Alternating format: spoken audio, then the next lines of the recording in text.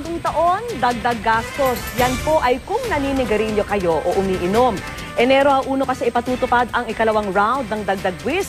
Para sa mga yan, alinsunod po sa sin tax law. Saksi si Cara David. Kasabay ng kabi-kabilang kainan bilang pagsalubong sa bagong taon, nakasanayan na rin ng ilan na magdiwang sa pamamagitan ng inuman. Pero paalala ng BIR, pagtawid ng 2014, mas mahal na ang alak.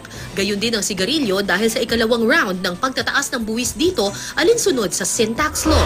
Come January 1, 2014, the tax rate for the lower tier, kasi dalawang tier tayo, no? Yung lower tier, yung dating 12, magiging 17.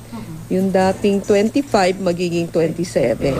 Kaya ang buwis kada litro ng alak na tumaas na sa 15 at 20 pesos ngayong 2013, magiging 17 at 21 pesos pagpasok ng January 1. Sa kada pack naman ng sigarilyo, ang 12 at 25 pesos na buwis ngayong 2013, magiging 17 at 27 pesos simula January 1. Logically, common sense would say na prices will go up by 5 pesos minimum.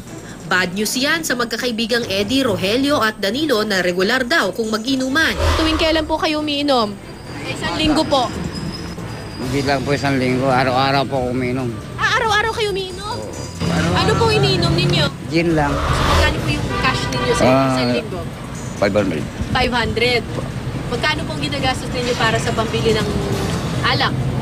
300. Pero ang dagdag buwis, good news naman sa asawa ni Mang Danilo. Pabor ako doon para wag na siya makabili ng na maiinumin niya. Kasi na ako pagod na ako sa kahanap buhay ko. Hindi naman nakakatulong sa akin. Porwisyo pa siya dahil sa alak lang eh. Tinatayang dagdag 33 billion pesos na buwis ang makokolekta ng BIR dahil sa bagong installment ng pagtataas ng sin tax na gagamitin sa mga serbisyong pangkalusugan at pag-alalay sa kabuhayan ng tobacco farmers. Ako po si Cara David, ang inyong saksi.